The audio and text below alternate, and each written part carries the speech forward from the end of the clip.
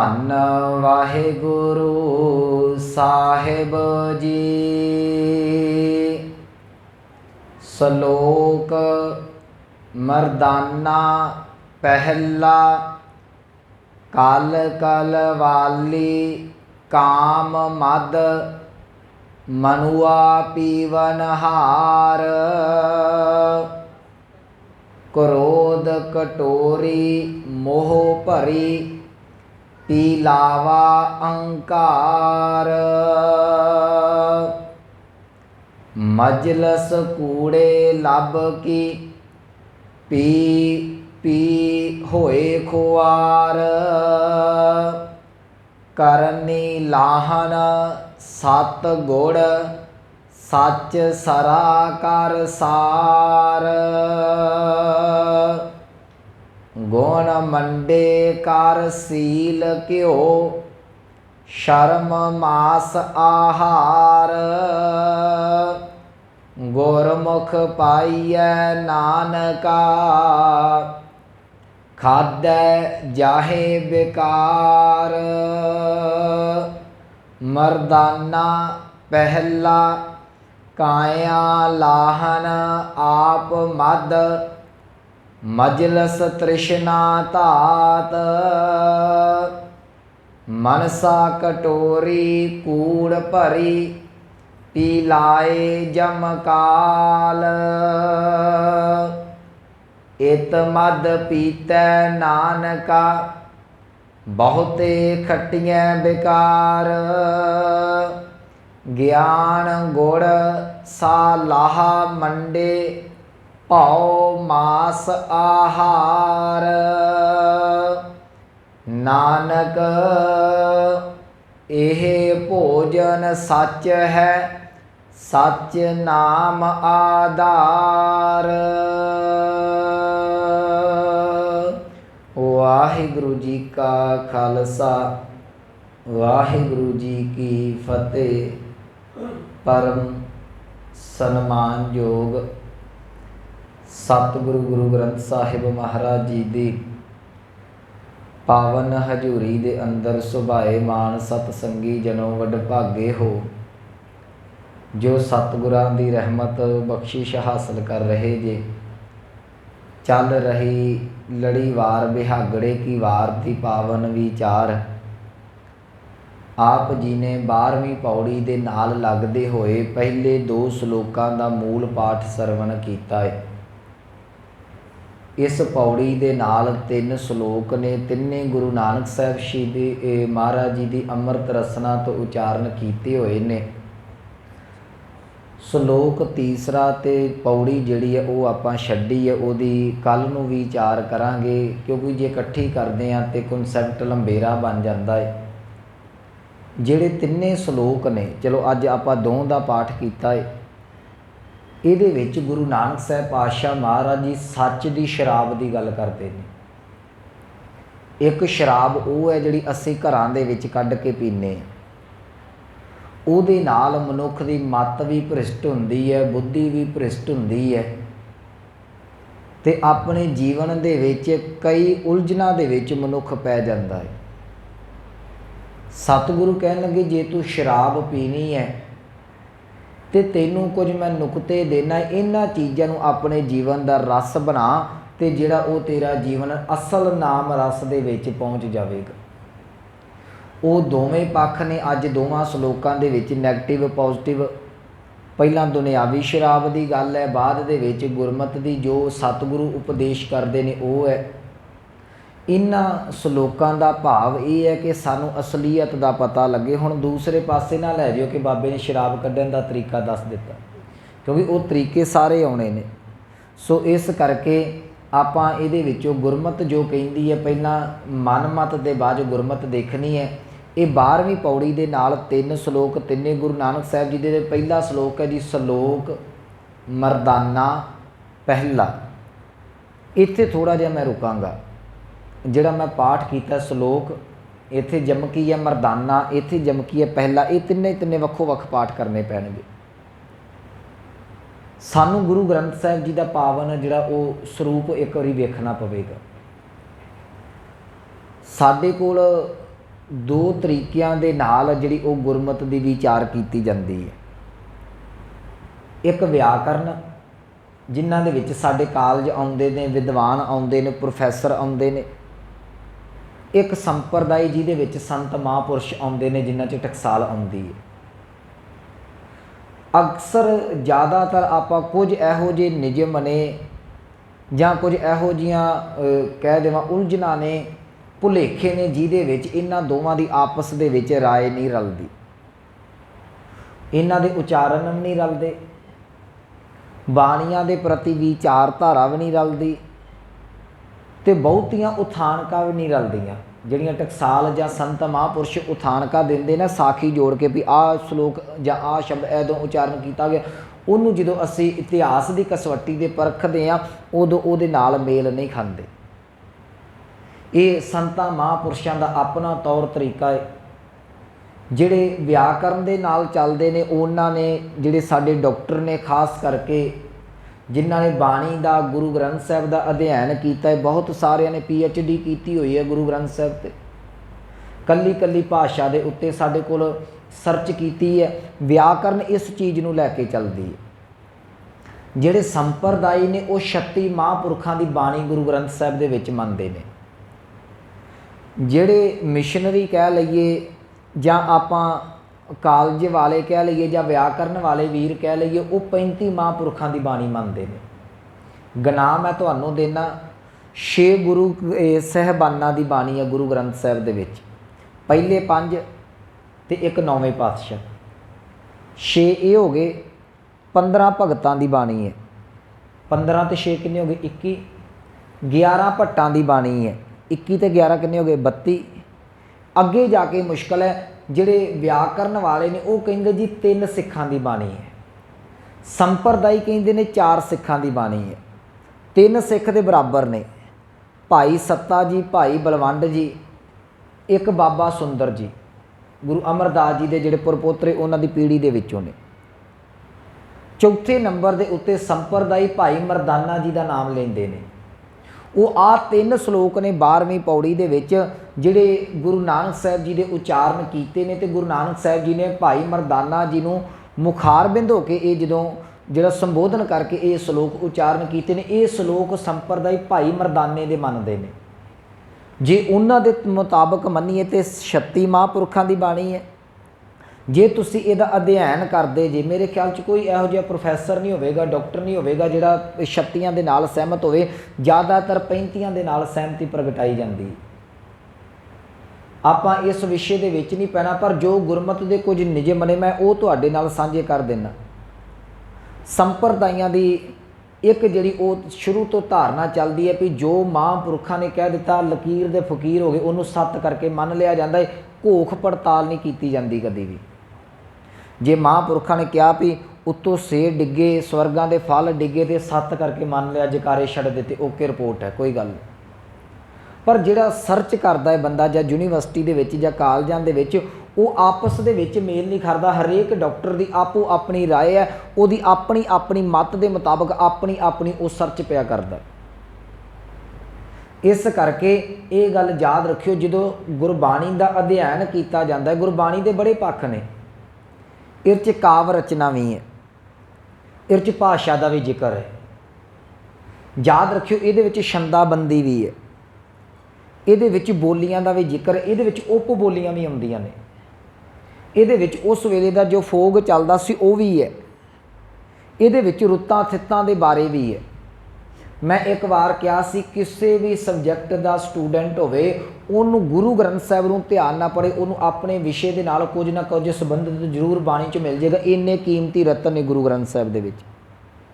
हर एक चीज़ की परिभाषा जिहड़ी वो सतगुरां ने दिती हुई है।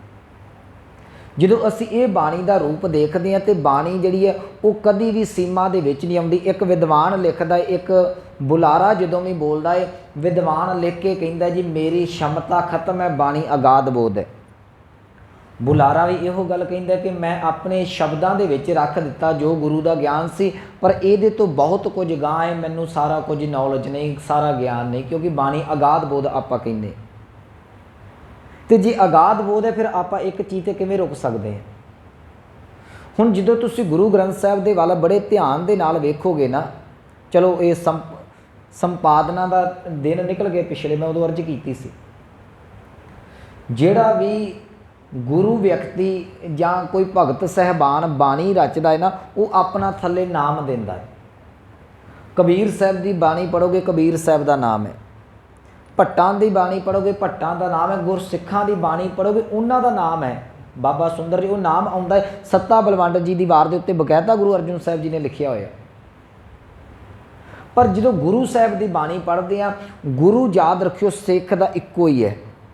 ਇੱਥੇ ਆਣ ਕੇ ਮੁਸ਼ਕਿਲ ਪੈਂਦੀ, ਅਸੀਂ ਕਹਿੰਦੇ ਜੀ ਗੁਰੂ ਦਸ ਹੈ, ਪਰ ਗੁਰੂ ਸਾਡਾ ਜਿਹੜਾ ਉਹ ਸ਼ਬਦ ਹੈ, ਸ਼ਬਦ ਗੁਰੂ ਸੁਰਤ ਧੁਨ ਚੇਲਾ, ਉਹ ਗੁਰੂ ਜਿਹੜਾ ਸੀ ਸ਼ਬਦ ਗੁਰੂ ਨਾਨਕ ਸਾਹਿਬ ਦੇ ਅੰਦਰ ਵਰਤਿਆ। ਗੁਰੂ ਨਾਨਕ ਸਾਹਿਬ ਤੋਂ ਲੈ ਕੇ 10 ਸਰੀਰਾਂ ਦੇ ਵਿੱਚ ਇਹ ਜੋਤ ਵਰਤਦੀ ਹੈ। ਪਰ ਅਸੀਂ ਅਰਦਾਸ 'ਚ ਪੜ੍ਹਦੇ ਹਾਂ ਕਿ 10 ਪਾਤਸ਼ਾਹੀਆਂ ਦੀ ਜੋਤ, ਉਹ ਜਿਹੜੀ ਜੋਤ 10 ਪਾਤਸ਼ਾਹੀਆਂ 'ਚ ਵਿਚਰੀ, ਅੱਜ ਗੁਰੂ ਗ੍ਰੰਥ ਸਾਹਿਬ ਦੇ ਵਿੱਚ ਆ ਗਈ। ਇਸ ਕਰਕੇ ਸਿੱਖ ਦਾ ਗੁਰੂ ਇੱਕ ਹੈ। ਇਹੀ ਕਾਰਨ ਹੈ, ਜਿਹੜੀ ਬਾਣੀ ਗੁਰੂ ਨਾਨਕ ਸਾਹਿਬ ਜੀ ਨੇ ਰਚੀ, ਉਸ ਬਾਣੀ ਦੀ ਜਦੋਂ ਸੰਪਦਾ ਹੁੰਦੀ ਸੀ, ਉੱਥੇ ਜਿਹੜੀ ਮੋਹਰ ਵਰਤੀ ਜਾਂਦੀ ਸੀ, ਉਹ ਨਾਨਕ ਨਾਮ ਦੀ ਵਰਤੀ ਜਾਂਦੀ ਹੈ। ਤੁਸੀਂ ਜਪਜੀ ਸਾਹਿਬ ਗੁਰੂ ਨਾਨਕ ਸਾਹਿਬ ਦਾ ਪੜ੍ਹਦੇ ਜੇ, ਅਨੇਕਾਂ ਬਾਣੀਆਂ ਗੁਰੂ ਨਾਨਕ ਸਾਹਿਬ ਜੀ ਦੀਆਂ ਪੜ੍ਹਦੇ ਜੇ। ਆਸਾ ਦੀ ਵਾਰ ਗੁਰੂ ਨਾਨਕ ਸਾਹਿਬ ਦੀ ਰੋਜ਼ ਕੀਰਤਨ ਕੀਤਾ ਜਾਂਦਾ ਹੈ। ਹਰ ਥਾਂ ਦੇ ਉੱਤੇ ਮੋਹਰ ਜਿਹੜੀ ਤੁਹਾਨੂੰ ਨਾਨਕ ਦੀ ਮਿਲੇਗੀ। ਪਰ ਜਦੋਂ ਗੁਰੂ ਅੰਗਦ ਦੇਵ ਪਾਤਸ਼ਾਹ ਜੀ ਦੇ ਕੋਲ ਗੁਰਤਾ ਗੱਦੀ ਆਉਂਦੀ, ਇਹਨਾਂ ਦੇ 63 ਸ਼ਲੋਕ ਨੇ, ਉਹਨਾਂ ਨੇ ਆਪਣਾ ਨਾਮ ਨਹੀਂ ਲਾਇਆ।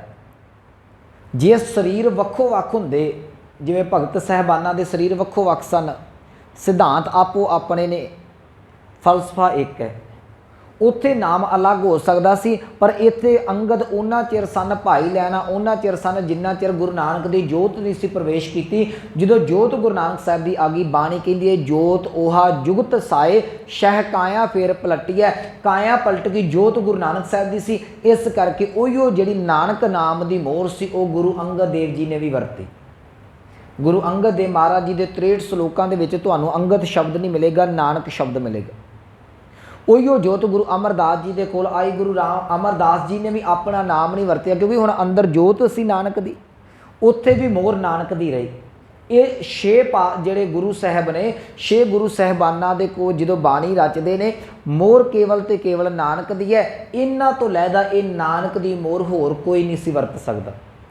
ਅੱਜ ਵੀ ਕੋਈ ਕਵੀ ਜਦੋਂ ਉਡਾਰੀ ਮਾਰਦਾ ਹੈ ਨਾ, ਉਹਦੀ ਆਪਣੇ ਨਾਮ ਦੀ ਮੋਹਰ ਹੁੰਦੀ ਹੈ। ਉਹ ਕਵਿਤਾ 'ਚ ਆਪਣਾ ਨਾਮ ਦਿੰਦਾ, ਅਤੇ ਜੇ ਤੁਸੀਂ ਉਹਦੀ ਕਵਿਤਾ ਚੋਰੀ ਕਰ ਲਓ, ਤੁਹਾਡੇ 'ਤੇ ਕੇਸ ਵੀ ਹੋ ਸਕਦਾ ਹੈ। ਅਗਲੇ ਕਰ ਦਿੰਦੇ ਨੇ ਵੀ ਉਹ ਹਰ ਇੱਕ ਨੇ ਤਰੀਕ ਟਾਈਮ ਲਿਖ ਕੇ ਉਹ ਜਿਹੜੀ ਕਵਿਤਾ ਲਿਖੀ ਹੁੰਦੀ। ਇਸ ਕਰਕੇ ਇਹ ਜਿਹੜਾ ਸ਼ਲੋਕ ਹੈ, ਇਹਦੇ ਵਿੱਚ ਜਿਹੜੀ ਮੋਹਰ ਲੱਗਦੀ ਪਈ ਹੈ ਸੰਪਤਾ ਦੇ, ਉਹ ਨਾਨਕ ਨਾਮ ਦੀ ਹੈ। ਇਹ ਤੋਂ ਇਹ ਗੱਲ ਕਲੀਅਰ ਹੋ ਜਾਂਦੀ ਹੈ ਕਿ ਇਹ ਬਾਣੀ ਗੁਰੂ ਨਾਨਕ ਸਾਹਿਬ ਪਾਤਸ਼ਾਹ ਮਹਾਰਾਜ ਜੀ ਦੀ, ਨਾ ਕਿ ਭਾਈ ਮਰਦਾਨਾ ਜੀ ਦੀ। ਦੂਸਰਾ ਕਾਰਨ, ਇੱਥੇ ਮਰਦਾਨਾ ਪਹਿਲਾ ਲਿਖਿਆ ਹੋਇਆ ਹੈ, ਤੇ ਹੁਣ ਇਹ ਸਿਰਫ ਤੇ ਸਿਰਫ ਗੁਰੂ ਸਾਹਿਬਾਨਾਂ ਦੇ ਨਾਲ ਲੱਗਦਾ ਸੀ। ਮਹੱਲਾ ਪਹਿਲਾ, ਮਹੱਲਾ ਦੂਜਾ, ਮਹੱਲਾ ਤੀਜਾ, ਚੌਥਾ, ਪੰਜਵਾਂ ਤੇ 9ਵਾਂ।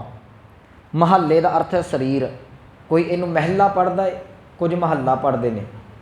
ਇਹਦਾ ਅਰਥ ਹੈ ਸਰੀਰ। ਭਾਈ ਸਰੀਰ ਪਹਿਲਾ ਦੂਜਾ ਸੀ, ਜੋਤ ਗੁਰੂ ਨਾਨਕ ਸਾਹਿਬ ਦੀ ਹੈ। ਹੁਣ ਭਾਈ ਮਰਦਾਨਾ ਹੋਇਆ ਹੀ ਇੱਕ ਹੈ। ਜੇ ਗੱਲ ਭਾਈ ਮਰਦਾਨੇ ਦੀ ਹੁੰਦੀ ਤੇ ਫਿਰ ਪਹਿਲਾ ਲਿਖਣ ਦੀ ਅੱਗੇ ਲੋੜ ਨਹੀਂ ਸੀ ਹੈਗੀ, ਉੱਥੇ ਇਕੱਲਾ ਭਾਈ ਮਰਦਾਨੇ ਦਾ ਮਰਦਾਨਾ ਨਾਮ ਆ ਸਕਦਾ ਸੀ। ਇਸ ਕਰਕੇ ਇਹ ਕੁਝ ਜਿਹੜੀਆਂ ਇਹ ਆਪਾਂ ਕਹਿ ਸਕਦੇ ਹਾਂ, ਇਹ ਚਿੰਨ੍ਹ ਨੇ ਸਾਡੇ ਕੋਲ, ਜਿਹੜੇ ਇਹ ਸਿੱਧ ਕਰਦੇ ਨੇ ਕਿ ਇਹ ਬਾਣੀ ਜਿਹੜੀ ਹੈ ਗੁਰੂ ਨਾਨਕ ਸਾਹਿਬ ਜੀ ਦੀ ਹੈ। ਤੀਸਰੀ ਬੇਨਤੀ ਕਰਾਂ, ਜਦੋਂ ਤੁਸੀਂ ਬਹੁਤ ਬਰੀਕੀ 'ਚ ਜਾਓਗੇ ਨਾ, ਹਰ ਇੱਕ ਗੁਰੂ ਵਿਅਕਤੀ ਦੀ ਇਹ ਜਾਂ ਭਗਤ ਜਾਂ ਭੱਟ ਸਾਹਿਬਾਨਾਂ ਦੀ ਸ਼ੈਲੀ ਆਪੋ ਆਪਣੀ ਹੈ ਬਾਣੀ ਲਿਖਣ ਦੀ। ਗੁਰੂ ਨਾਨਕ ਸਾਹਿਬ ਜੀ ਦੀ ਸ਼ੈਲੀ ਵੀ ਇਹ ਗੱਲ ਸਪਸ਼ਟ ਕਰਦੀ ਪਈ ਹੈ ਕਿ ਇਹ ਬਚਨ ਜਿਹੜੇ ਗੁਰੂ ਨਾਨਕ ਸਾਹਿਬ ਜੀ ਦੇ ਨੇ, ਜਦੋਂ ਤੁਸੀਂ ਭਗਤਾਂ ਦੀ ਸ਼ੈਲੀ ਪੜ੍ਹੋਗੇ, ਉਹ 'ਚੋਂ ਇਹ ਗੱਲ ਸਪਸ਼ਟ ਹੋ ਜਾਏਗੀ ਕਿ ਇਹ ਸ਼ੈਲੀ ਦੱਸਦੀ ਪਈ ਹੈ ਕਿ ਇਹ ਬਾਣੀ ਭਗਤਾਂ ਦੀ ਹੈ, ਇਹ ਬਾਣੀ ਭੱਟਾਂ ਦੀ ਹੈ। ਜਦੋਂ ਬਹੁਤ ਧਿਆਨ ਦੇ ਨਾਲ ਅਸੀਂ ਬਾਣੀ ਪੜ੍ਹਦੇ, ਉਦੋਂ ਸਾਨੂੰ ਸ਼ੈਲੀ ਦਾ ਵੀ ਪਤਾ ਲੱਗ ਜਾਂਦਾ ਹੈ ਕਿ ਬਾਣੀ ਇਹ ਕਿਸ ਸਰੀਰ ਦੇ ਵਿੱਚ ਉਚਾਰਨ ਕੀਤੀ। ਇਹ ਭਗਤਾਂ ਦੀ ਬਾਣੀ ਹੈ ਕਿ ਗੁਰੂ ਸਾਹਿਬਾਨਾਂ ਦੀ ਹੈ। ਜੇ ਗੁਰੂ ਸਾਹਿਬਾਨਾਂ ਦੀ, ਇੱਥੋਂ ਤੱਕ ਤੁਹਾਨੂੰ ਗੁਰੂ ਸਾਹਿਬਾਨਾਂ ਦੀ ਬਾਣੀ 'ਚ ਵੀ ਨੌਲੇਜ ਹੋ ਜਾਏਗੀ ਵੀ ਇਹ ਕਿਹੜੇ ਗੁਰੂ ਸਾਹਿਬ ਦੀ ਬਾਣੀ ਹੈ। ਗੁਰੂ ਰਾਮਦਾਸ ਜੀ ਦੀ ਤੁਸੀਂ ਬਾਣੀ ਪੜ੍ਹੋ, ਡੇਢ ਪੰਕਤੀ ਦੀ, ਈਵਨ 2 ਪੰਕਤੀਆਂ ਦੀ ਇੱਕ ਪੰਕਤੀ ਬਣਦੀ ਪਈ ਹੈ। ਵਿਸ਼ਰਾਮ ਲਾਉਣੇ ਔਖੇ ਹੋ ਜਾਂਦੇ। ਇਹ ਕੁਝ ਜਿਹੜੇ ਨੇ ਜਦੋਂ ਅਧਿਐਨ ਬਾਣੀ ਦਾ ਕੀਤਾ ਜਾਂਦਾ ਉਦੋਂ ਇਹ ਗੱਲਾਂ ਸਪਸ਼ਟ ਕਰਦੀਆਂ ਨੇ। ਮੈਂ ਬਿਲਕੁਲ ਗੱਲ ਨੇੜੇ ਰੱਖਾਂ, ਮੇਰੀਆਂ ਉਦਾਹਰਨਾਂ ਦੇਣ ਦਾ ਭਾਵ ਕਿਉਂਕਿ ਬਹੁਤਾਂਤ ਸੰਗਤ ਨੂੰ ਪਤਾ ਨਹੀਂ ਹੁੰਦਾ ਤੇ ਇਹ ਇੱਕ ਨੋਰਮਲ ਸਵਾਲ ਬਣਿਆ ਹੁੰਦਾ ਹੈ ਕਿ ਭਾਈ ਮਰਦਾਨਾ ਜੀ ਦੀ ਬਾਣੀ ਗੁਰੂ ਗ੍ਰੰਥ ਸਾਹਿਬ 'ਚ ਹੈ ਜਾਂ ਨਹੀਂ। ਇੱਥੇ ਇਹ ਗੱਲ ਕਲੀਅਰ ਹੋ ਜਾਂਦੀ। ਇਹ ਸ਼ਲੋਕ ਗੁਰੂ ਨਾਨਕ ਸਾਹਿਬ ਪਾਤਸ਼ਾਹ ਜੀ ਦੇ ਨੇ, ਇਹਨੂੰ ਸਾਰਿਆਂ ਨੇ ਪ੍ਰਵਾਨ ਕੀਤਾ। ਮੈਂ ਦੇਖ ਰਿਹਾ ਸਾਂ ਭਾਈ ਕਾਹਨ ਸਿੰਘ ਨਾਭਾ ਨੇ ਬਗੈਤਾ ਇਹ ਗੱਲ ਇਹਨਾਂ ਸ਼ਲੋਕਾਂ ਦਾ ਹਿੰਟ ਦਿੰਦਿਆਂ ਹੋਇਆ ਨਾ ਮਹਾਨ ਕੋਸ਼ ਦੇ ਵਿੱਚ ਲਿਖਿਆ ਕਿ 3 ਸ਼ਲੋਕ ਗੁਰੂ ਨਾਨਕ ਸਾਹਿਬ ਪਾਤਸ਼ਾਹ ਜੀ ਦੇ ਭਾਈ ਮਰਦਾਨਾ ਜੀ ਦੇ ਮੁਖਾਰ ਬਿੰਦ ਉਹਨਾਂ ਨੂੰ ਸੰਬੋਧਨ ਕਰਕੇ ਉਚਾਰਨ ਕੀਤੇ ਹੋਏ ਨੇ। ਇਹ ਬਗੈਤਾ ਭਾਈ ਕਾਹਨ ਸਿੰਘ ਨਾਭਾ ਨੇ ਦਿੱਤਾ ਹੋਇਆ। ਫਰੀਦਕੋਟੀਆਂ ਨੇ ਵੀ ਇਹੋ ਹਿੰਟ ਦਿੱਤਾ ਹੈ, ਭਾਸ਼ਾ ਵਿਭਾਗ ਪਟਿਆਲੇ ਵਾਲੇ ਨੇ ਵੀ ਇਹੋ ਗੱਲ ਕਹੀ ਹੈ, ਪ੍ਰੋਫੈਸਰ ਸਾਹਿਬ ਸਿੰਘ ਹੁਣਾਂ ਨੇ ਵੀ ਇਹੋ ਗੱਲ ਕਹੀ ਹੈ। ਸੋ ਇੰਨੀਆਂ ਉਦਾਹਰਨਾਂ ਤੋਂ ਇਹ ਗੱਲ ਸਪਸ਼ਟ ਹੋ ਜਾਂਦੀ ਹੈ ਕਿ ਇਹ ਭਾਈ ਮਰਦਾਨਾ ਜੀ ਦੇ ਬਚਨ ਨਹੀਂ, ਇਹ ਬਚਨ ਗੁਰੂ ਨਾਨਕ ਸਾਹਿਬ ਪਾਤਸ਼ਾਹ ਜੀ ਦੇ ਨੇ। ਭਾਈ ਮਰਦਾਨਾ ਜੀ ਨੂੰ ਸੰਬੋਧਨ ਕਰਕੇ, ਜਿਵੇਂ ਭਾਈ ਲਾਲੋ ਦਾ ਹੁੰਦਾ ਨਾ ਸ਼ਬਦ, ਜੈਸੀ ਮੈਂ ਆਵੈ ਖਸਮ ਕੀ ਬਾਣੀ ਤੈਸੜਾ ਕਰੀ ਗਿਆਨ ਵੇ ਲਾਲੋ, ਉੱਥੇ ਭਾਈ ਲਾਲੋ ਦਾ 7 ਵਾਰ ਨਾਮ ਆਇਆ ਗੁਰੂ ਗ੍ਰੰਥ ਸਾਹਿਬ ਦੇ ਵਿੱਚ ਤੇ ਉੱਥੇ ਭਾਈ ਲਾਲੋ ਜੀ ਨੂੰ ਜਿਹੜਾ ਉਹ ਸਤਿਗੁਰਾਂ ਨੇ ਸੰਬੋਧਨ ਕੀਤਾ ਹੈ, ਇੱਥੇ ਭਾਈ ਮਰਦਾਨਾ ਜੀ ਨੂੰ ਸੰਬੋਧਨ ਕੀਤਾ ਹੈ। ਸੋ ਇਹ ਜ਼ਰੂਰੀ ਸੀ ਇਸ ਚੀਜ਼ ਨੂੰ ਵਾਚਣਾ। ਇਹ ਸ਼ਲੋਕ ਗਾਂ ਵੀ ਚੱਲਣਾ ਹੈ, ਅੱਜ ਜਿੰਨੀ ਵਿਚਾਰ ਹੋਗੀ ਉਨੀ ਆਪਾਂ ਕਰਾਂਗੇ। ਇਸ ਕਰਕੇ ਇਹ ਗੱਲ ਪੱਕੀ ਆਪਾਂ ਸਮਝ ਲਈਏ ਕਿ ਇਹ ਸ਼ਲੋਕ ਧੰਨ ਗੁਰੂ ਨਾਨਕ ਸਾਹਿਬ ਪਾਤਸ਼ਾਹ ਮਹਾਰਾਜ ਜੀ ਦੇ ਨੇ, ਨਾ ਕਿ ਭਾਈ ਮਰਦਾਨਾ ਜੀ ਦੇ। ਹੁਣ ਵਿਚਾਰ ਵੱਲ ਆਵਾਂ। ਇਹਦਾ ਪਾਠ ਸ਼ਲੋਕ ਮਰਦਾਨਾ ਪਹਿਲਾ ਕਦੀ ਨਹੀਂ ਕਰਨਾ, ਥੋੜਾ ਜਿਹਾ ਵਿਸ਼ਰਾਮ ਦਿਓਗੇ ਤਾਂ ਸਪਸ਼ਟ ਹੋ ਜਾਏਗਾ। ਸ਼ਲੋਕ ਇਹ ਸ਼ਲੋਕ ਦਾ ਰੂਪ ਹੈ। ਮਰਦਾਨਾ ਭਾਈ ਮਰਦਾਨਾ ਜੀ ਨੂੰ ਸੰਬੋਧਨ ਕੀਤਾ ਜਾ ਰਿਹਾ। ਪਹਿਲਾ ਇਹ ਪਹਿਲੇ ਪਾਤਸ਼ਾਹ ਗੁਰੂ ਨਾਨਕ ਸਾਹਿਬ ਪਾਤਸ਼ਾਹ ਮਹਾਰਾਜ ਜੀ ਦਾ ਅੰਮ੍ਰਿਤ ਬਚਨ ਹੈ। ਸਤਿਗੁਰੂ ਕਹਿਣ ਲੱਗੇ ਕਲ ਕਲਵਾਲੀ ਕਾਮ ਮਦ ਮਨੁਆ ਪੀਵਨ ਹਾਰ। ਸਤਿਗੁਰੂ ਕਹਿੰਦੇ ਅਸਲ ਦੇ ਵਿੱਚ ਜਦੋਂ ਸ਼ਰਾਬ ਕੱਢੀ ਜਾਂਦੀ ਹੈ, ਸ਼ਰਾਬ ਜਿਹੜੀ ਆ ਕੱਢਣ ਵਾਸਤੇ ਭਾਂਡਾ ਵਰਤਿਆ ਜਾਂਦਾ ਹੈ, ਜਿਹੜੀ ਮੱਟ ਵਰਤੀ ਜਾਂਦੀ ਹੈ। ਸਤਿਗੁਰੂ ਕਹਿੰਦੇ ਕਲਯੁਗ ਦਾ ਭਿਆਨਕ ਸਮਾਂ ਹੈ ਨਾ ਜਿਹੜਾ, ਉਹ ਮੱਟੀ ਬਣੀ ਪਈ ਹੈ ਜਿਹਦੇ ਵਿੱਚ ਸ਼ਰਾਬ ਕੱਢੀ ਜਾਂਦੀ ਹੈ। ਤੇ ਗੁਰਮਤਿ ਨੇ ਕਲਯੁਗ ਦੇ ਅਰਥ ਵੱਖਰੇ ਕੀਤੇ ਨੇ। ਬਾਕੀ ਮੱਤ ਜਿਹੜੇ ਨੇ ਉਹ ਕਲਯੁਗ ਦੇ ਅਰਥ 4 ਮੱਤਾਂ ਨੂੰ ਲੈ ਕੇ ਕਰਦੇ ਨੇ ਜੀ, ਇਹ 4 ਯੁੱਗਾਂ ਨੂੰ ਲੈ ਕੇ ਕਰਦੇ ਨੇ, ਸਤਯੁਗ, ਤ੍ਰੇਤਾ, ਦੁਆਪਰ ਤੇ ਕਲਯੁਗ। ਉਹ ਸਮੇਂ ਦੇ ਹਿਸਾਬ ਨਾਲ ਵੰਡ ਕਰਦੇ। ਗੁਰਮਤਿ ਇਸ ਫਲਸਫੇ 'ਚ ਨਹੀਂ ਪੈਂਦੀ। ਗੁਰਮਤਿ ਦੇ ਯੁੱਗਾਂ ਦੇ ਅਰਥ ਕੁਝ ਹੋਰ ਨੇ। ਗੁਰਮਤਿ ਦੇ ਮੁਤਾਬਕ ਕਲਯੁਗ ਨੂੰ ਸੰਧੀ ਛੇਦ ਕੀਤਾ ਜਾਂਦਾ ਹੈ, ਜੋ ਪ੍ਰੋਫੈਸਰ ਸਾਹਿਬ ਸਿੰਘ ਉਹਨਾਂ ਨੇ ਕੀਤੇ। ਉਹਨਾਂ ਨੇ ਕਲ ਦਾ ਅਰਥ ਕੀਤਾ ਕਲੇਸ਼, ਝਗੜਾ। ਯੁੱਗ ਦਾ ਅਰਥ ਹੈ ਸਮਾਂ। ਜਿਸ ਸਮੇਂ ਦੇ ਵਿੱਚ ਕੋਈ ਕਲੇਸ਼ ਕਰਦਾ ਹੈ, ਝਗੜਾ ਕਰਦਾ ਪਿਆ, ਉਹ ਉੱਥੇ ਕਲਯੁਗ ਵਰਤਦਾ ਪਿਆ। ਜੇ ਤੁਸੀਂ ਘਰ 'ਚ ਬਹਿ ਕੇ ਕਲੇਸ਼ ਕਰਦੇ, ਜੇ ਕਈ ਵਾਰੀ ਆਪਾਂ ਕਹਿ ਦਿੰਦੇ ਘਰ ਮੇਰਾ ਕਲਯੁਗ ਹੈ, ਇਹਦਾ ਭਾਵ ਉਹ ਕਲੇਸ਼ ਭਰਿਆ ਸਮਾਂ। ਇਹਨੂੰ ਬਾਣੀ ਨੇ ਇੱਦਾਂ ਵੀ ਕਿਹਾ ਹੈ ਕਿ ਇੱਕ ਘੜੀ ਨਾ ਮਿਲਤੇ ਤਾਂ ਕਲਯੁਗ ਹੋਤਾ। ਗੁਰੂ ਅਰਜਨ ਸਾਹਿਬ ਜੀ, ਰੱਬ ਤੋਂ ਵਿਛੜ ਜਾਣਾ, ਜਦੋਂ ਰੱਬ ਨੂੰ ਤੁਸੀਂ ਭੁੱਲੋਗੇ ਤੇ ਕਲੇਸ਼ ਦੇ ਵਿੱਚ ਫਸੋਗੇ, ਉਹ ਸਮਾਂ ਕਲਯੁਗ ਦਾ ਜਦੋਂ ਅਸੀਂ ਪਰਮਾਤਮਾ ਨੂੰ ਭੁੱਲਦੇ। ਗੱਲ ਨੇੜੇ ਰੱਖਾਂ। ਕਲ ਕਲਵਾਲੀ, ਸਤਿਗੁਰੂ ਕਹਿੰਦੇ ਕਲਯੁਗ ਦਾ ਭਿਆਨਕ ਸਮਾਂ, ਕਲੇਸ਼ ਵਾਲਾ ਜਿਹੜਾ ਸਮਾਂ, ਉਹ ਮਾਨੋ ਇੱਕ ਮੱਟ ਬਣਿਆ ਪਿਆ ਹੈ। ਕਾਮ ਮਦ, ਹੁਣ ਸ਼ਰਾਬ ਦਾ ਨਸ਼ਾ ਬੜਾ ਹੁੰਦਾ ਹੈ। ਸਤਿਗੁਰੂ ਕਹਿੰਦੇ ਅੱਜ ਕੱਲ੍ਹ ਲੋਕਾਂ ਦੇ ਸਿਰ 'ਤੇ ਕਾਮ ਬੜਾ ਚੜਿਆ ਪਿਆ। ਕਹਿੰਦੇ ਕਾਮ ਦੀ ਸ਼ਰਾਬ ਬਣੀ ਪਈ ਹੈ। ਮਨੁਆ ਪੀਵਨ ਹਾਰ, ਇਹਨੂੰ ਮਨ ਪੀਂਦਾ ਪਿਆ ਹੈ। ਇੱਕ ਸ਼ਰਾਬ ਬਾਹਰੀ ਹੈ ਜਿਹਨੂੰ ਤਨ ਪੀਂਦਾ ਹੈ, ਇੱਕ ਸ਼ਰਾਬ ਜਿਹੜੀ ਹੈ ਉਹ ਸਾਡਾ ਮਨ ਪਾਪੀ ਵੀ ਪੀਂਦਾ ਹੈ। ਪਰ ਇੱਕ ਸ਼ਰਾਬ ਦੀ ਗੱਲ ਅੱਗੇ ਆਤਮਾ ਦੀ ਵੀ ਆਉਣੀ ਹੈ। ਸਤਿਗੁਰੂ ਕਹਿਣ ਲੱਗੇ ਕਲਯੁਗ ਦੀ ਮੱਟੀ ਹੈ, ਕਾਮ ਦੀ ਉਹਦੇ ਵਿੱਚ ਸ਼ਰਾਬ ਪਈ ਹੋਈ ਹੈ ਤੇ ਮਨ ਇਹਨੂੰ ਪੀਣ ਵਾਲਾ ਹੈ ਜਿੰਨੇ ਇਹ ਸ਼ਰਾਬ ਪੀਣੀ ਹੈ। ਅੱਗੇ ਕਹਿਣ ਲੱਗੇ ਕ੍ਰੋਧ ਕਟੋਰੀ ਮੋਹ ਭਰੀ ਪੀ ਲਾਵਾ ਅਹੰਕਾਰ। ਹੁਣ ਜਦੋਂ ਸ਼ਰਾਬ ਪੀਤੀ ਜਾਂਦੀ, ਇਹ ਨਾਲ ਕਿਸੇ ਨਾ ਕਿਸੇ ਦੀ ਕੰਪਨੀ ਜ਼ਰੂਰ ਲੈਂਦੇ ਨੇ, ਇਕੱਲੇ ਨਹੀਂ ਪੀਂਦੇ। ਬਹੁਤ ਘੱਟ ਨੇ, ਕਿਸੇ ਨਾ ਕਿਸੇ ਨੂੰ ਆਵਾਜ਼ ਮਾਰ ਲੈਂਦੇ ਨੇ ਵੀ ਚੱਲ ਆਹ ਘੜੀ ਪੈਗ ਲਾਈਏ। ਸਤਿਗੁਰੂ ਕਹਿ ਰਹੇ ਨੇ ਕਿ ਕ੍ਰੋਧ ਕਟੋਰੀ, ਉਹ ਪਿਆਲੀ ਜਿਹਦੇ 'ਚ ਪਾ ਕੇ ਪੀਣੀ ਹੈ, ਕ੍ਰੋਧ ਦੀ ਪਿਆਲੀ ਹੈ ਤੇ ਮੋਹ ਭਰੀ, ਮੋਹ ਦੇ ਨਾਲ ਨੱਕਾ ਨੱਕ ਭਰੀ ਹੈ। ਪੀ ਲਾਵਾ, ਜਿਹਨੇ ਆਵਾਜ਼ ਮਾਰ ਕੇ ਪਿਆਉਣਾ ਹੈ। ਪੀ ਲਾਵਾ ਹੰਕਾਰ, ਹੰਕਾਰ ਕਾਮ ਰੂਪੀ ਸ਼ਰਾਬ ਨੂੰ ਪਿਆਉਂਦਾ ਪਿਆ। ਇਹ ਜਿਹੜੇ ਵਿਕਾਰ ਨੇ ਨਾ 5, ਇਹ ਆਪਸ ਵਿੱਚ ਰਿਸ਼ਤੇਦਾਰੀ, ਇਹਨਾਂ ਦੀ ਭਾਈਚਾਰਾ ਹੈ। ਇਹ ਇਕੱਠੇ ਹੋ ਕੇ ਜਿਹੜੇ ਉਹ ਮਨੁੱਖ ਦਾ ਜੀਵਨ ਬਰਬਾਦ ਕਰ ਦਿੰਦੇ ਨੇ। ਇਹਨੂੰ ਬਾਣੀ ਨੇ ਇਸ ਤਰੀਕੇ ਦੇ ਨਾਲ ਵੀ ਸਪਸ਼ਟ ਕੀਤਾ ਕਿ ਇਸ ਦੇਹੀ ਅੰਦਰ ਪੰਚ ਚੋਰ ਵਸੈ, ਕਾਮ ਕ੍ਰੋਧ ਲੋਭ ਮੋਹ ਅਹੰਕਾਰਾ, ਅੰਮ੍ਰਿਤ ਲੁੱਟੈ ਮਨ ਮੁਖ ਨਹੀਂ ਬੂਝੈ ਕੋਈ ਨਾ ਸੁਣੈ ਪੁਕਾਰਾ। ਇਹ ਇਕੱਠੇ ਲੁੱਟਣ ਲੱਗ ਪੈਂਦੇ ਨੇ ਬੰਦੇ ਨੂੰ। ਜਿਹੜਾ ਹੰਕਾਰੀ ਹੈ ਉਹ ਸਭ ਤੋਂ ਬਲਵਾਨ ਹੈ, ਕਿਉਂਕਿ ਹੰਕਾਰ ਦੀ ਉਮਰ ਬੜੀ ਹੈ। ਹਉ ਵਿੱਚ ਆਇਆ ਹਉ ਵਿੱਚ ਗਿਆ, ਹਉ ਵਿੱਚ ਜੰਮਿਆ ਹਉ ਵਿੱਚ ਮੂਆ। ਇਹ ਜਨਮਾਂ ਜਨਮਾਂ ਤੱਕ ਹੰਕਾਰ ਚੱਲਦਾ ਹੈ। ਜਦੋਂ ਹੰਕਾਰ ਆਉਂਦਾ ਹੈ ਨਾ, ਉਦੋਂ ਮਨੁੱਖ ਕਾਮੀ ਵੀ ਹੋ ਜਾਂਦਾ ਹੈ, ਕ੍ਰੋਧੀ ਵੀ, ਲੋਭੀ ਵੀ ਅਤੇ ਮੋਹ 'ਚ ਵੀ ਫਸ ਜਾਂਦਾ।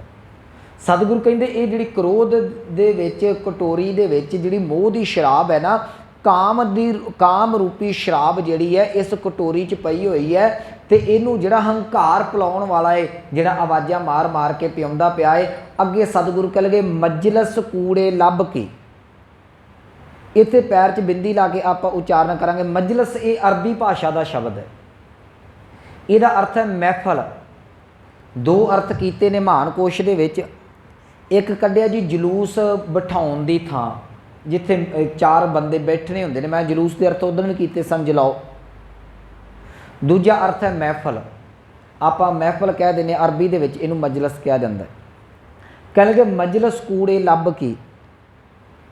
ਸਤਿਗੁਰੂ ਕਹਿਣਗੇ ਜਿਹੜਾ ਲੱਭ ਹੈ ਇਹ ਕੂੜ ਦੇ ਨਾਲ ਭਰਿਆ ਪਿਆ ਹੈ, ਅਤੇ ਇਹਦੀ ਜਿਹੜੀ ਮਹਿਫਲ ਸੱਜੀ ਹੋਈ ਹੈ। ਜਿਵੇਂ ਮੈਂ ਪਹਿਲਾਂ ਕਹਿ ਦਿੱਤਾ ਕਿ ਸ਼ਰਾਬ ਜਿਹੜੀ ਉਹ ਝੁੰਡ ਦੇ ਵਿੱਚ ਜਾਂ ਕਿਸੇ ਦੀ ਕੰਪਨੀ ਲੈ ਕੇ ਪੀਤੀ ਜਾਂਦੀ ਹੈ।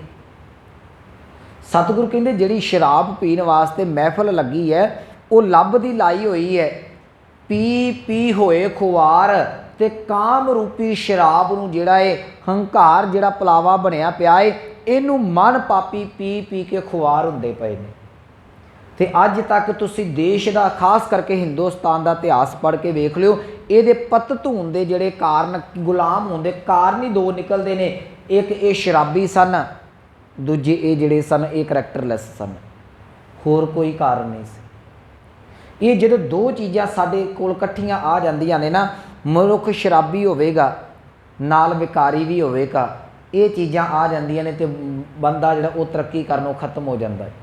ਵੱਡੇ ਵੱਡੇ ਰਾਜ ਜਿਹੜੇ ਇਹ ਚੀਜ਼ਾਂ ਖਤਮ ਕਰ ਦਿੰਦੀਆਂ ਨੇ। ਜਿਹੜੀ ਸ਼ਰਾਬ ਅਤੇ ਇੱਕ ਜਿਹੜਾ ਇਹ ਵਿਕਾਰ ਨੇ ਨਾ, ਖਾਸ ਕਰਕੇ ਕਾਮ, ਇਹ ਵੱਡੀਆਂ ਵੱਡੀਆਂ ਚੀਜ਼ਾਂ ਨੂੰ ਖਤਮ ਕਰਕੇ ਰੱਖ ਦਿੰਦਾ। ਇੱਥੋਂ ਤੱਕ ਸਾਡੇ ਕੋਲ ਤਾਂ ਇਹ ਮਾਫ਼ ਕਰਨਾ, ਨਾਚਿਆਂ ਦੇ ਨਾਂ ਦੇ ਉੱਤੇ ਵੀ ਉਸ ਸਮੇਂ ਮਹਾਰਾਜਾ ਰਣਜੀਤ ਸਿੰਘ ਨੇ ਜਿਹੜਾ ਸੀ ਉਹ ਪੂਰੇ ਦਾ ਪੂਰਾ ਇੱਕ ਸਵੀਵਿੰਗ ਪੁੱਲ ਮੈਂ ਕਹਿ ਦੇਵਾਂ, ਸਾਰਾ ਕੁਝ ਤਿਆਰ ਕਰਕੇ ਦਿੱਤਾ। ਅੱਜ ਵੀ ਤੁਸੀਂ ਅਟਾਰੀ 'ਤੇ ਜਾਓ, ਕੰਜਰੀ ਪੁੱਲ ਆਉਂਦਾ ਹੈ।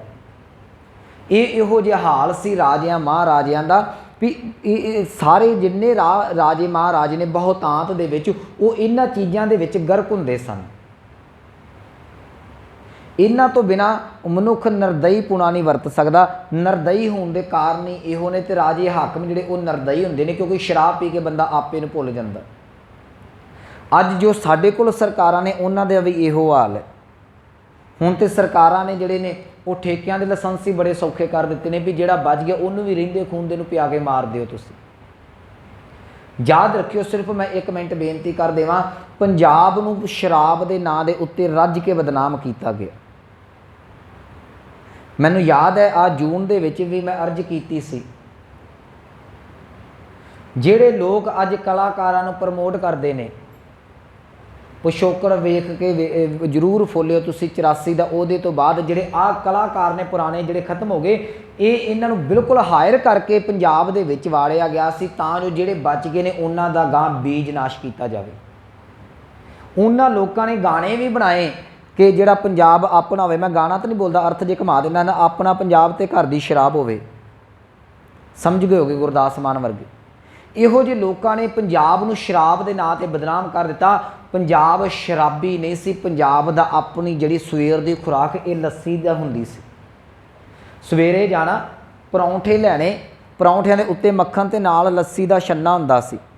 ਰਾਤ ਨੂੰ ਦੇਸੀ ਘਿਓਆਂ ਦੇ ਤੜਕਿਆਂ ਦੇ ਨਾਲ ਮੱਖਣ ਪਾ ਪਾ ਕੇ ਰੋਟੀਆਂ ਖਾਂਦੇ ਸਨ। ਪਰ ਇਸ ਪੰਜਾਬ ਨੂੰ ਸ਼ਰਾਬ ਦੇ ਨਾਂ ਦੇ ਉੱਤੇ ਬਦਨਾਮ ਕਰ ਦਿੱਤਾ ਗਿਆ। ਬੜੀ ਪਲੈਨਿੰਗ ਦੇ ਨਾਲ ਅੱਜ ਇਸ ਸ਼ਰਾਬ ਨੂੰ ਬੜੇ ਸ਼ੌਂਕ ਦੇ ਨਾਲ ਪੰਜਾਬੀਆਂ ਦੇ ਨਾਲ ਜੋੜਿਆ ਜਾਂਦਾ। ਜਦੋਂ ਕਿਤੇ ਤੁਸੀਂ ਪੰਜਾਬ ਤੋਂ ਬਾਹਰ ਜਾਓ ਨਾ, ਤੇ ਕਈ ਕਹਿ ਦਿੰਦੇ ਪੰਜਾਬੀ ਹੋ, ਅੱਛਾ ਸ਼ਰਾਬ ਨਹੀਂ ਪੀਤੇ। ਮੈਂ ਹੈਰਾਨ ਹੁੰਦਾ ਵੀ ਪੰਜਾਬੀ ਦਾ ਸ਼ਰਾਬ ਦੇ ਨਾਲ ਕੀ ਸੰਬੰਧ ਹੈ, ਕਿਉਂਕਿ ਸਾਨੂੰ ਇੰਨਾ ਕੁ ਜ਼ਿਆਦਾ ਬਦਨਾਮ ਕੀਤਾ ਗਿਆ ਵੀ ਸ਼ਾਇਦ ਇਹ ਜਿਹੜਾ ਸਰਦਾਰ ਹੈ, ਜਿਹੜਾ ਪੰਜਾਬੀ ਹੈ, ਇਹ ਸ਼ਰਾਬ ਪੀਂਦਾ ਹੈ। ਦੂਜਾ ਇਹਨਾਂ ਨੂੰ ਬੱਲੇ ਬੱਲੇ 'ਤੇ ਕਰ ਦਿੱਤਾ ਗਿਆ। ਗਾਣੇ ਇੰਨੇ ਕੁ ਸਾਡੇ ਹੱਡਾਂ 'ਚ ਰਚ ਗਏ ਅੱਜ ਸਾਡੀਆਂ ਧੀਆਂ ਭੈਣਾਂ ਵੀ ਇਹਨਾਂ ਕੰਜਰਪੁਣੇ ਦੇ ਵਿੱਚ ਪੈ ਗਈਆਂ। ਸਾਨੂੰ ਪਤਾ ਹੀ ਨਹੀਂ ਲੱਗਾ ਕਿਹੜੇ ਵੇਲੇ ਸਾਡੀ ਅਣਖ ਜਿਹੜੀ ਸੀ ਇਹਨਾਂ ਚੀਜ਼ਾਂ ਦੇ ਵਿੱਚ ਰੋਲ ਦਿੱਤੀ। ਅੱਜ ਕਿਹੜਾ ਵਿਆਹ ਹੈ ਜਿਹਦੇ ਵਿੱਚ ਸ਼ਰਾਬ ਨਹੀਂ ਹੁੰਦੀ, ਕਿਹੜਾ ਵਿਆਹ ਹੈ ਜਿਹਦੇ ਵਿੱਚ ਨਾਚ ਗਾਣਾ ਨਹੀਂ ਹੁੰਦਾ। ਘਰ 'ਚ ਕਲੇਸ਼ ਪੈ ਜਾਂਦਾ, ਬੱਚੇ ਮੰਨਦੇ ਨੇ, ਕਹਿੰਦੇ ਮੈਂ ਗਾਣੇ ਲਾਉਣੇ ਨੇ। ਅਸੀਂ ਇਸ ਚੀਜ਼ ਨੂੰ ਖੋਲ੍ਹ ਕੇ ਰੱਖ ਹੀ ਨਾ ਸਾਹਮਣੇ ਸਕੇ ਵੀ ਇਹ ਚੀਜ਼ਾਂ ਕਿਉਂ ਪ੍ਰਮੋਟ ਕੀਤੀਆਂ ਗਈਆਂ ਸਰਕਾਰ ਵੱਲੋਂ। ਅੱਜ ਵੀ ਸਰਕਾਰਾਂ, ਮੈਂ ਕਿਸੇ ਸਰਕਾਰ ਦੇ ਹੱਕ 'ਚ ਨਹੀਂ ਹੈਗਾ, ਸਾਰੇ ਇੱਕੋ ਜਿਹੇ ਹੀ ਹੁੰਦੇ ਨੇ, ਨਾ ਕਿਸੇ ਪਾਰਟੀ ਦੇ ਵਿਰੋਧ 'ਚ, ਪਰ ਯਾਦ ਰੱਖਿਓ ਅੱਜ ਵੀ ਸਰਕਾਰਾਂ ਇਹਨਾਂ ਚੀਜ਼ਾਂ ਨੂੰ ਪ੍ਰਮੋਟ ਕਰਦੀਆਂ ਨੇ। ਸਾਡੀ ਜਿਹੜੀ ਪੁਲਿਸ ਹੈ ਖਾਸ ਕਰਕੇ ਪੰਜਾਬ ਦੀ, ਉਹ ਵੀ ਇਸ ਨਸ਼ੇ ਦੇ ਵਿੱਚ ਆਉਣ ਕਰਕੇ ਬਹੁਤ ਥਾਵਾਂ ਦੇ ਉੱਤੇ ਮਨਮਾਨੀਆਂ ਕਰਦੀ ਹਰ ਵਾਰ। ਤੁਸੀਂ ਦੇਖੋ ਨਿੱਤ ਨਵੀਆਂ ਜਿਹੜੀਆਂ ਉਹ ਪੁਲਿਸ ਦੀਆਂ ਵੀਡੀਓ ਆਉਂਦੀਆਂ ਰਹਿੰਦੀਆਂ ਨੇ, ਕੋਈ ਨਾ ਕੋਈ ਇਹਨਾਂ ਦੀ ਹਰਕਤ ਸਾਹਮਣੇ ਆਉਂਦੀ ਹੈ। ਜਦੋਂ ਕੋਈ ਸ਼ਰਾਬੀ ਹੋਵੇਗਾ, ਮੇਰਾ ਕਹਿਣ ਦਾ ਭਾਵ ਹੈ ਜਿਹੜਾ ਹਾਕਮ ਹੈ, ਜੇ ਉਹਦੇ ਕੋਲ ਇਹ ਨਸ਼ਾ ਹੈ, ਉਹਦੇ ਤੋਂ ਇਨਸਾਫ ਦੀ ਜਿਹੜੀ ਉਹ ਉਮੀਦ ਨਾ ਤੁਸੀਂ ਲਾਇਓ। ਮਨ ਦੇ ਵਿੱਚ ਇਹ ਗੱਲ ਨਾ ਰੱਖਿਓ ਕਿ ਇਹ ਬੰਦੇ ਤੋਂ ਜਿਹੜਾ ਉਹ ਕਦੀ ਉਮੀਦ ਰੱਖੀ ਜਾਵੇਗੀ। ਇਹ ਸ਼ਰਾਬ ਘਰਾਂ ਦੇ ਘਰ ਬਰਬਾਦ ਕਰਕੇ ਰੱਖ ਦਿੰਦੀ ਹੈ। ਪਰ ਅੱਜ ਅਸੀਂ ਸ਼ਰਾਬ ਨੂੰ ਮਾੜਾ ਮੋਟਾ ਜਿਹਾ ਨਸ਼ਾ ਸਮਝਦੇ ਹਾਂ। ਪਰ ਇੱਕ ਗੱਲ ਯਾਦ ਰੱਖਿਓ, ਖਾਸ ਕਰਕੇ ਜਦੋਂ ਅਸੀਂ ਧੀਆਂ ਦੇ ਵਿਆਹ ਕਰਨੇ ਨੇ, ਉਦੋਂ ਇਹ ਗੱਲ ਜ਼ਰੂਰ ਵਾਚੀ ਜਾਵੇ, ਜਿਹੜਾ ਬੰਦਾ ਸ਼ਰਾਬ ਪੀਂਦਾ, ਕਹਿ ਦਿੱਤਾ ਜਾਂਦਾ ਜੀ ਕਦੀ ਕਦੀ ਲਾਉਂਦਾ ਹੈ, ਜਿਹਨੇ ਕਦੀ ਕਦੀ ਲਾ ਲਈ ਉਹ ਪੱਕਾ ਲੱਗ ਗਿਆ। ਜਿਹੜਾ ਸ਼ਰਾਬੀ ਹੋ ਗਿਆ, ਬਾਕੀ ਰੱਬ ਹੀ ਫਨਾਏ ਉਹਦੇ ਤੋਂ, ਬਾਕੀ ਚੀਜ਼ਾਂ ਉਹਦੇ ਮਗਰ ਹੀ ਆ ਜਾਣੀਆਂ ਨੇ। ਮੇਰੇ ਕਹਿਣ ਦਾ ਭਾਵ, ਸਤਿਗੁਰੂ ਕਹਿ ਲਗੇ ਮਜਲਸ ਕੂੜੇ ਲੱਭ ਕੀ ਪੀ ਪੀ ਹੋਏ ਖੁਆਰ। ਇੱਥੇ ਕਾਮ ਦੀ ਸ਼ਰਾਬ ਚੱਲ ਰਹੀ ਹੈ, ਇਹ ਦੋਵੇਂ ਕੰਮ ਇਕੱਠੇ ਚੱਲਦੇ ਨੇ। ਇਸ ਕਰਕੇ ਜਿਹੜਾ ਸ਼ਰਾਬੀ ਹੋਵੇਗਾ ਉਹ ਗੁੱਡ ਕਰੈਕਟਰ ਹੋਵੇ, ਇੱਦਾਂ ਕਦੀ ਨਹੀਂ ਹੋ ਸਕਦਾ।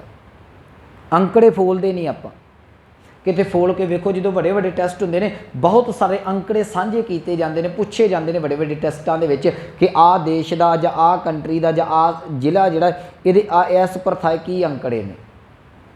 ਇਹ ਚੀਜ਼ਾਂ ਵਾਚੀਆਂ ਜਾਂਦੀਆਂ ਨੇ ਟੈਸਟਾਂ ਦੇ ਵਿੱਚ। ਇਸ ਕਰਕੇ ਇਹ ਸਤਿਗੁਰੂ ਕਹਿ ਰਹੇ ਨੇ ਕਿ ਜਿਹੜਾ ਮਜਲਸ ਦੀ ਜਿਹੜੀ ਮਹਿਫਲ ਜਿਹੜੀ ਹੈ ਉਹ ਕੂੜੇ ਲੱਭਦੀ ਹੈ। ਇਸ ਮਹਿਫਲ ਦੇ ਵਿੱਚ ਜਿਹੜਾ ਮਨੁੱਖ ਕਾਮ ਰੂਪੀ ਸ਼ਰਾਬ ਨੂੰ ਪੀ ਪੀ ਕੇ ਖੁਆਰ ਹੋ ਰਿਹਾ ਹੈ। ਯਾਦ ਰੱਖਿਓ ਪਹਿਲਾਂ ਵੀ ਖੁਆਰ ਹੁੰਦੇ ਸਾਂ, ਅੱਜ ਵੀ ਜਿਹੜਾ ਇਹਨਾਂ ਦਾ ਆਦੀ ਹੋਵੇਗਾ ਉਹਦੀ ਜ਼ਿੰਦਗੀ ਅੱਜ ਵੀ ਬਰਬਾਦ ਹੈ।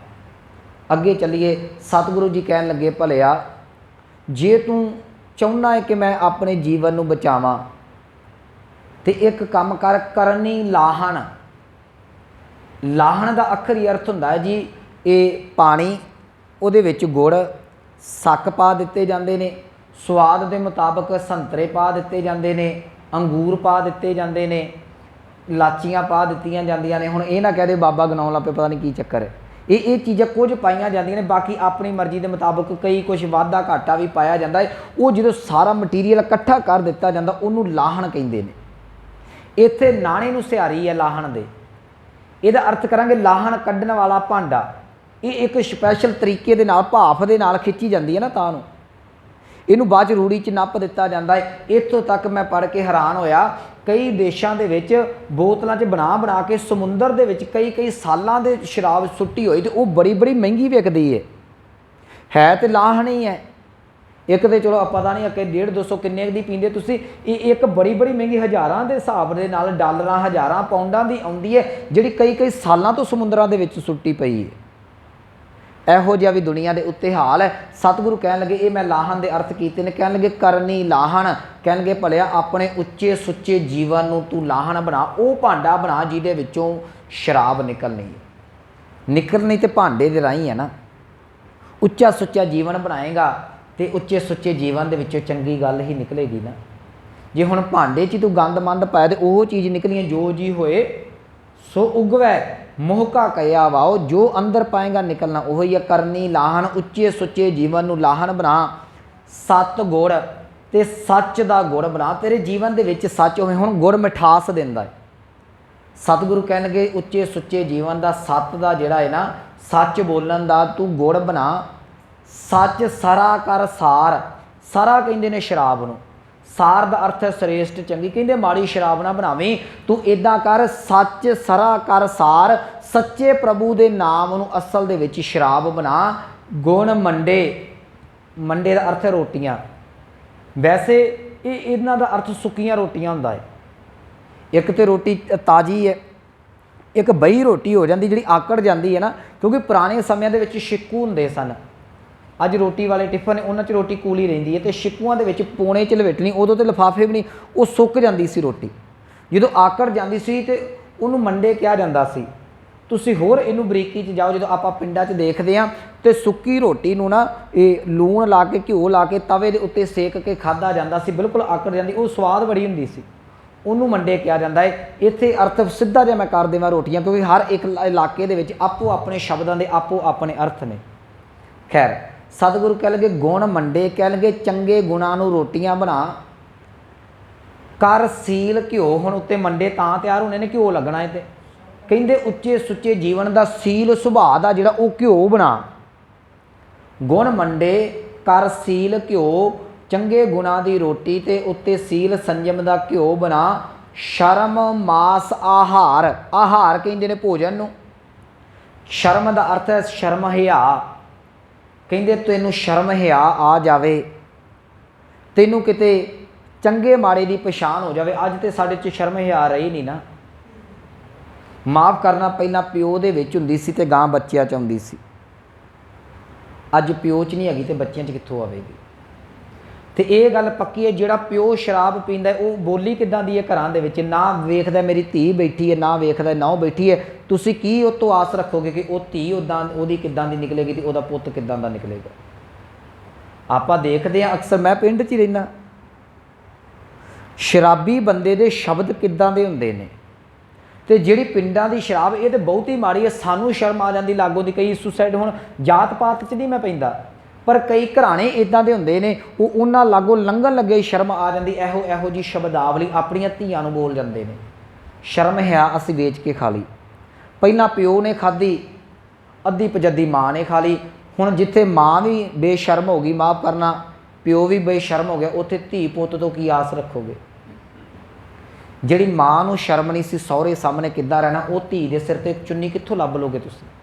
ਨਹੀਂ ਲੱਭੇਗੀ। ਸ਼ਰਮ ਹਿਆ ਅੱਜ ਉੱਡ ਚੁੱਕੀਆਂ ਨੇ, ਬਿਲਕੁਲ ਉੱਡ ਚੁੱਕੀਆਂ ਨੇ। ਕੋਈ ਸਮਾਂ ਸੀ, ਠੀਕ ਹੈ, ਅਸੀਂ ਕੁਝ ਚੀਜ਼ਾਂ ਨੂੰ ਇਹ ਗੱਲ ਕਹਿੰਦੇ ਆ ਨਹੀਂ ਜੀ ਮਾਡਰਨ ਸਮਾਂ। ਮੈਂ ਅਕਸਰ ਕਹਿੰਦਾ ਨਾ, ਸਮਾਂ ਹੋਣਾ ਇੱਕ ਅਲੱਗ ਚੀਜ਼ ਹੈ, ਮਾਡਰਨ ਹੋਣਾ ਅਲੱਗ ਚੀਜ਼ ਹੈ, ਪੜ੍ਹਨਾ ਲਿਖਣਾ ਅਲੱਗ ਚੀਜ਼ ਹੈ, ਪਰ ਆਪਣਾ ਕਲਚਰ ਇੱਕ ਅਲੱਗ ਚੀਜ਼ ਸੀ। ਆਪਣਾ ਜਿਹੜਾ ਕਲਚਰ ਉਹ ਇੱਕ ਅਲੱਗ ਚੀਜ਼ ਸੀ। ਧੀ ਪਿਓ ਦੇ ਸਾਹਮਣੇ ਆਉਂਦੀ ਸੀ, ਸਿਰ ਢੱਕਿਆ ਹੁੰਦਾ ਸੀ, ਸ਼ਰਮ ਹਿਆ ਦੇ ਵਿੱਚ ਸੀ। ਪਿਓ ਭੂਰੀ ਵੱਟਦਾ ਸੀ ਤੇ ਧੀ ਥੰਬਰ ਜਾਂਦੀ ਸੀ। ਉਦੋਂ ਕਹਿੰਦੇ ਸਨ ਧੀ ਤਿੰਨਾਂ ਕੱਪੜਿਆਂ 'ਚ ਤੋਰ ਦਿਓ। ਹੁਣ ਦੋ ਦੀ ਵੀ ਇੱਕ ਰਹਿ ਗਏ, ਉਹ ਸਿਰ ਤੋਂ ਲੈ ਕੇ ਪੈਰਾਂ ਤੱਕ ਵਨ ਪੀਸ ਹੀ ਪਾਇਆ ਹੁੰਦਾ। ਹੁਣ ਧੀ ਤੋਂ ਕੀ ਤੁਸੀਂ ਆਸ ਰੱਖੋਗੇ? ਨਹੀਂ। ਜਿਹੜੀ ਧੀ ਦੇ ਸਿਰ ਦੇ ਉੱਤੇ ਚੁੰਨੀ ਨਹੀਂ, ਚੁੰਨੀ ਇੱਜ਼ਤ ਦੀ ਪ੍ਰਤੀਕ ਸੀ ਨਾ। ਪਿਓ ਕੋਈ ਗੱਲ ਹੁੰਦੀ ਸੀ, ਪਿਓ ਕਹਿੰਦਾ ਸੀ ਮੇਰੀ ਪੱਗ ਦੀ ਲਾਜ ਰੱਖੀ, ਮਾਂ ਕਹਿੰਦੀ ਸੀ ਚੁੰਨੀ ਦੀ ਲਾਜ ਰੱਖੀ। ਪਰ ਮੈਂ ਅੱਜ ਦੇਖਦਾ ਜਿਹੜੀ ਮੇਰੀ ਮਾਂ ਹੈ ਜਾਂ ਮੇਰੇ ਜਿਹੜੇ ਹਾਨ ਦੇ ਨੇ, ਸਾਡੀਆਂ ਮਾਵਾਂ ਦੇ ਸਿਰ 'ਤੇ ਚੁੰਨੀਆਂ ਨੇ, ਉਹ ਕਹਿ ਸਕਦੀਆਂ ਪੁੱਤ ਮੇਰੀ ਚੁੰਨੀ ਦੀ ਲਾਜ ਰੱਖੀ। ਜਿਹੜੀਆਂ ਮੇਰੇ ਹਾਨ ਦੀਆਂ ਕੁੜੀਆਂ, ਮੇਰੀਆਂ ਭੈਣਾਂ ਨੇ ਜਾਂ ਮੇਰੇ ਤੋਂ 2-4 ਸਾਲ ਵੱਡੀਆਂ ਛੋਟੀਆਂ ਨੇ, ਸਿਰ 'ਤੇ ਚੁੰਨੀ ਨੇ, ਕੱਲ੍ਹ ਨੂੰ ਕੀ ਬੱਚਿਆਂ ਨੂੰ ਕਹੇਗੇ ਕਾਹਦੀ ਲਾਜ ਰੱਖੀ? ਚੁੰਨੀ ਹੋ ਗਏ ਤਾਂ ਕਹੋਗੇ ਨਾ ਵੀ ਸਿਰ 'ਤੇ, ਬੰਦਿਆਂ ਦੇ ਸਿਰ 'ਤੇ ਪੱਗ ਨਹੀਂ, ਕਾਹਦੀ ਲਾਜ ਰੱਖਣੀ ਹੈ? ਬਸ ਜਿਹੋ ਜਿਹੇ ਬਣਦੇ ਜਾਂਦੇ ਫਿਰ ਉਹੋ ਜਿਹਾ ਕਰੈਕਟਰ ਹੋ ਜਾਏਗਾ। ਇਹ ਗੱਲ ਯਾਦ ਰੱਖਿਓ, ਅੰਗਰੇਜ਼ਾਂ ਦੇ ਨਾਲ ਅੰਗਰੇਜ਼ਾਂ ਵਰਗੇ ਹੀ ਹੋ ਜਾਓਗੇ। ਨਾ ਮਾਂ ਦਾ ਪਤਾ ਨਾ ਪਿਓ ਦਾ ਪਤਾ। ਮੇਰਾ ਸਮਾਂ ਹੋ ਗਿਆ, ਇਹ ਫਾਦਰ ਡੇ ਮਨਾਉਂਦੇ ਆ, ਤੇ ਮੈਂ ਇੱਕ ਦਿਨ ਸੁਣ ਰਿਹਾ ਸੀ ਉਹਨਾਂ ਲੋਕਾਂ ਨੂੰ ਫਾਦਰ ਡੇ ਮਨਾਉਣਾ ਪੈਂਦਾ। ਇੱਕ ਕੌੜੀ ਸੱਚਾਈ ਹੈ, ਜਿਨ੍ਹਾਂ ਨੂੰ ਪਤਾ ਹੀ ਨਹੀਂ ਕਿ ਮੇਰਾ ਪਿਓ ਹੈ ਕੌਣ ਹੈ। ਪਤਾ ਨਹੀਂ ਅੰਗਰੇਜ਼ਾਂ 'ਚ ਇੱਦਾਂ ਨਾ ਵੀ ਇੱਕ ਦਾ ਵੀ ਡਿਵੋਰਸ ਹੋਇਆ, ਦੂਜੇ ਨਾਲ ਵਿਆਹ ਹੋ ਗਿਆ, ਦੂਜੇ ਦਾ ਹੋਇਆ, ਤੀਜੇ ਨਾਲ, ਤੀਜੇ ਦਾ ਪਤਾ ਹੀ ਨਹੀਂ ਲੱਗਦਾ ਪਿਓ ਕੌਣ। ਉਹਨਾਂ ਨੂੰ ਦੱਸਣਾ ਪੈਂਦਾ ਵੀ ਆਹ ਤੇਰਾ ਫਾਦਰ ਹੈ। ਸਾਡੇ ਤੇ ਮਰਦੇ ਦਮ ਤੱਕ ਛਿੱਤਰ ਫੇਰਦਾ ਸਾਹਮਣੇ ਪਤਾ ਹੁੰਦਾ ਕਿ ਆਹ ਪਿਓ ਹੈ। ਇਸ ਕਰਕੇ ਅੱਜ ਸ਼ਰਮ ਹਿਆ ਖਤਮ ਹੁੰਦੀ ਜਾ ਰਹੀ ਹੈ। ਜਿਹੜੇ ਸਾਡੇ ਦੀ ਉਮਰ ਦੇ ਨੇ ਗਾਂ, ਜਿਹੜੇ ਸਾਡੇ ਬੱਚੇ ਆਉਣੇ, ਜੋ ਮੈਨੂੰ ਦੀਦਾ ਇਹ ਬਿਲਕੁਲ ਅਸੀਂ ਭੁੱਲ ਜਾਈਏ। ਜੇ ਅਸੀਂ ਮਾਡਰਨ ਹੋ ਗਏ ਵੀ ਸਾਡੇ ਬੱਚੇ ਜਿਹੜੇ ਨੇ ਉਹ ਸਾਡੀਆਂ ਲੀਆਂ 'ਤੇ ਤੁਰਨਗੇ, ਅਸੀਂ ਨਹੀਂ ਰਹੇ ਤੇ ਗਾਂ ਕਿੱਥੋਂ ਰਹਿਣਾ। ਖੈਰ ਗੱਲ ਕਰੀਏ, ਸਤਿਗੁਰ ਕਹਿੰਦੇ ਭਲਿਆ ਸ਼ਰਮ ਮਾਸ ਕਾ ਆਹਾਰ, ਕਹਿੰਦੇ ਸ਼ਰਮ ਹਿਆ ਦਾ ਮਾਸ ਬਣਾ, ਗੁਰਮੁਖ ਪਾਈਐ ਨਾਨਕਾ ਖਾਧੈ ਜਾਹੇ ਬੇਕਾਰ। ਸਤਿਗੁਰੂ ਕਹਿਣਗੇ ਇਹ ਜਿਹੜੀ ਦਾਤ ਹੈ ਨਾ ਸ਼ਰਮ ਹਿਆ ਦੀ, ਉੱਚੇ ਸੁੱਚੇ ਕਰੈਕਟਰ ਦੀ, ਇਹ ਗੁਰੂ ਦੇ ਸਨਮੁਖ ਪ੍ਰਾਪਤ ਹੋਣੀ ਹੈ, ਹੋਰ ਕਿਤੇ ਉਹ ਪ੍ਰਾਪਤ ਨਹੀਂ ਹੋਣੀ। ਤੇ ਨਾ ਤੇ ਸਾਡੀ ਧੀ ਗੁਰਦੁਆਰੇ ਵੜੇ ਤੇ ਨਾ ਸਾਡਾ ਪੁੱਤ ਵੜੇ। ਮਾਂ ਸੁੱਖ ਨਾਲ ਕਿੱਟੀਆਂ ਪਾਰਟੀਆਂ ਤੋਂ ਵਿਹਲੀ ਨਹੀਂ ਹੁੰਦੀ, ਪਿਓ ਨੂੰ ਫੇਸਬੁੱਕ ਨਹੀਂ ਛੱਡਦੀ, ਤੇ ਗੁਰੂ ਕੋਲ ਕੌਣ ਆਵੇਗਾ? ਸਤਿਗੁਰੂ ਕਹਿੰਦੇ ਇਹ ਚੀਜ਼ਾਂ ਗੁਰੂ ਕੋਲ ਆ ਕੇ ਮਿਲਣੀਆਂ ਨੇ। ਧੀ ਨੂੰ ਕੋਲ ਬਾ ਗੁਰੂ ਦੇ, ਪੁੱਤ ਨੂੰ ਕੋਲ ਬਾ, ਉਹਨਾਂ ਨੂੰ ਸ਼ਰਮ ਆਵੇਗੀ। ਅਸੀਂ ਭਾਉਂਦੇ, ਤੁਸੀਂ ਅਕਸਰ ਵੇਖਿਆ ਹੋਵੇਗਾ ਵੀ ਡਾਂਸ ਕਰਨ ਵਾਸਤੇ ਪਿਓ ਧੀ ਨੂੰ ਲੈ ਜਾਂਦਾ ਹੈ, ਪਰ ਬਹੁਤ ਘੱਟ ਪਿਓ ਧੀਆਂ ਨੂੰ ਗੁਰਦੁਆਰੇ ਲੈ ਕੇ ਆਉਂਦੇ ਨੇ। ਅੱਜ ਕੱਲ੍ਹ ਤੇ ਜੋ ਆ ਟਿਕਟੌਕ ਦਾ ਜਿੰਨਾ ਗਾਉਂਦੇ, ਮਾਂ ਪੁੱਤ ਡੇ ਹੁੰਦੇ ਡਾਂਸ ਕਰਨ, ਮੈਂ ਵੇਖ ਕੇ ਆਪ ਨੂੰ ਆਉਂਦਾ ਹੈ, ਕਰਦੇ ਨਾ ਆਪਾਂ ਵੇਖਦੇ, ਪਰ ਮਾਂ ਪੁੱਤ ਕਦੀ ਗੁਰਦੁਆਰੇ ਬਹੁਤ ਘੱਟ ਆਉਂਦੇ ਨੇ। ਇਹ ਚੀਜ਼ਾਂ ਤੁਸੀਂ ਗੁਰੂ ਕੋਲ ਲਿਆਓਗੇ ਤੇ ਬੱਚਿਆਂ 'ਚ ਸ਼ਰਮ ਹਿਆ ਆਵੇਗੀ ਤੇ ਉਹ ਸਹੀ ਰਸਤੇ ਤੇ ਚੱਲਣਗੇ। ਸਤਿਗੁਰੂ ਕਹਿੰਦੇ ਮਿਲਣੀ ਕਿੱਦੀਆਂ ਗੁਰਮੁਖ ਪਾਈਐ ਨਾਨਕਾ, ਹੇ ਨਾਨਕ ਇਹ ਗੁਰੂ ਦੇ ਸਨਮੁਖ ਰਿਹਾ ਸ਼ਰਮ ਹਿਆ ਜਿਹੜੀ ਆਉਣੀ ਹੈ, ਉੱਚਾ ਸੁੱਚਾ ਜੀਵਨ ਮਿਲਣਾ ਹੈ। ਜੇ ਉੱਚੇ ਸੁੱਚੇ ਜੀਵਨ ਨੂੰ ਆਧਾਰ ਬਣਾਏਗਾ, ਕਹਿਣਗੇ ਖਾਧੇ ਜਾਹੇ ਵਿਕਾਰ, ਜੇ ਇਸ ਚੀਜ਼ ਨੂੰ ਖਾਵੇਂਗਾ, ਇਹਨੂੰ ਆਪਣੀ ਖੁਰਾਕ ਬਣਾਵੇਂਗਾ ਤੇ ਤੇਰੇ ਅੰਦਰੋਂ ਵਿਕਾਰ ਨਿਕਲ ਜਾਣਗੇ, ਜੀਵਨ ਤੇਰਾ ਸਹੀ ਰਸਤੇ ਤੇ ਆ ਜਾਵੇਗਾ। ਸੋ ਇਹ ਸੀ ਪਹਿਲਾ ਸ਼ਲੋਕ। ਅਗਲੇ ਸ਼ਲੋਕ ਦੀ ਵਿਚਾਰ ਅਗਲੇ ਦੀਵਾਨਾਂ ਦੇ ਵਿੱਚ ਕਰਾਂਗੇ। ਇੰਨੀਆਂ ਬੇਨਤੀਆਂ, ਪ੍ਰਵਾਨ ਹੋਈਆਂ ਭੁੱਲਾਂ ਗਲਤੀਆਂ ਦੀ ਖਿਮਾ। ਆਓ ਪਾਵਨ ਪੰਕਤੀਆਂ ਦਾ ਜਾਪ ਸਰਵਣ ਕਰਕੇ ਸਮਾਪਤੀ ਕਰੀਏ। ਗੁਣ ਮੰਡੇ ਕਰ ਸੀਲ ਘਿਓ, ਸ਼ਰਮ ਮਾਸ ਆਹਾਰ, ਗੁਰਮੁਖ ਪਾਈਐ ਨਾਨਕਾ, ਖਾਧੈ ਜਾਹੇ ਬੇਕਾਰ। ਵਾਹਿਗੁਰੂ ਜੀ ਕਾ ਖਾਲਸਾ, ਵਾਹਿਗੁਰੂ ਜੀ ਕੀ